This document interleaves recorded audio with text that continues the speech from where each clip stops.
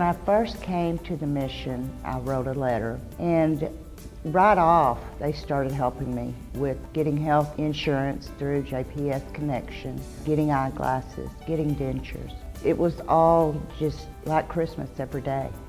There's quite a few programs available. To keep it within the mission, we have the Work Readiness Program, which helps the clients, both men and women, to address employment issues. Many of them, when they come here, don't have jobs. Many of them haven't worked in years. But over here at the Union Gospel Mission, they help us get an education, help us get into college. You have job leads from Project Wish, and that's the best thing I ever went into. And then we have our residents who have progressed through our system. They've gone through the Work Readiness Program. I moved from the Women's Center to the McFadden Hall, and you're more self-sufficient. It's more like being out on your own and starting to take on the responsibility of buying for yourself, taking care of yourself, getting your personal items that you need. Well, it's kind of on a two-front process. You know, we have ongoing every day, 3 times a day, 365 days a year. We have our guests that come in. They come in the morning early, 6:45. They go in the chapel, they have a short devotional and prayer because they have appointments or working, and then they'll eat a substantial breakfast, you know, that has all the nutrition needs met. And in the midst of that, 3 times a day, what we're doing is trying to build relationships with them. You know, we have 29 different agencies that interact here. I think we get all the issues addressed. We have the Healing Shepherd Clinic across the street.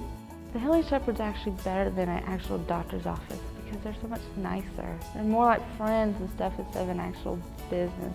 The programs that have helped my children are the tutoring program for my older boys, so they go to tutoring and be able to do their homework. And they also have child care for when we attend the parenting classes and when we attend the Alpha. They do birthday parties for the children, and it's just amazing. They have so much fun. I work with the kids in tutoring and enrichment. We get our students in, and they're generally, on an average, they're 2.5 years behind grade level.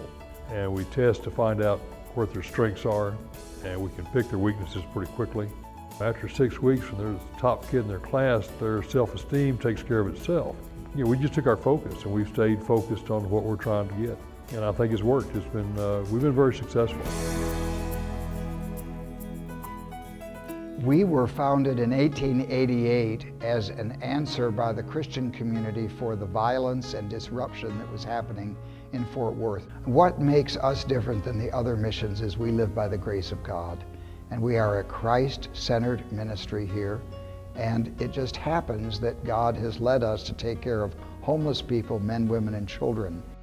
Until I came here, I really found myself. I found spirituality, and I found a reason for me being here. You know, I understand that God made me for a reason. Well, there's a number of reasons why this is a different place. One is the amount of care that's put into this facility. A lot of people in the community care about the Union Gospel Mission. The other reason I really believe is this is an opportunity for them to address some things in their lives. And that's only possible through a relationship with God. You know, one thing about this men's building is unique. We have 3 rooms right now for single-parent men. Fathers with children, when the first one stepped in the door, everything changed here.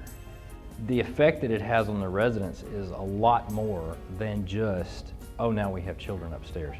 It reminds them of what was, what can be, what in some cases should be.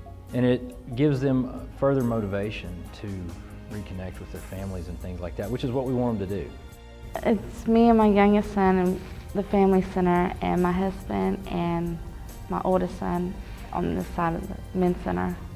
We get to eat lunch together, breakfast and dinner. It's the only place that would accept us as a family. We hadn't been separated. Really living in the family center is like being around family. The mission has changed in several different ways. This building was going through renovation when I got here, and it was completed in 2008. And there's capital stuff going on now for expansion and renewal of the Women's Center. The new vision that we're working towards for the mission is our Women's Center. And that's our main vision for the future. We'll have 30 rooms. Capacity will be about 64. We'll have a separate eating and lounging spot for the ladies, which I know they need, as well as enough offices upstairs to address those 29 agencies that we interact with, complemented by our staff. We're often asked how church volunteers can help at the mission. And in fact, we have a wonderful volunteer program. We have 32 chapel services a week, led by over 90 chapel volunteers who are trained to do this particular task. And we will certainly find a place for someone from the church to volunteer. These people that come here, they volunteer their time and their service, and they give so much to us, and they want to see us do better with our lives. You know, it's hard to explain. I don't believe we're ever going to end homelessness. It is based in the Bible, but we've got to find ways to meet the needs of the people who come to us. And I think creatively we can do that. The goal has always been that when people come here, wherever they stand before God, that they have a relationship with Him when they leave. That to me is the hope. That no matter what happens to the facility or what happens to funding or whatever, that if it's worth just that one person to come through the door and say, thanks, I'm glad I got a relationship with God now, it's all worth it. You're going to get what you need through the mission. Well, I did.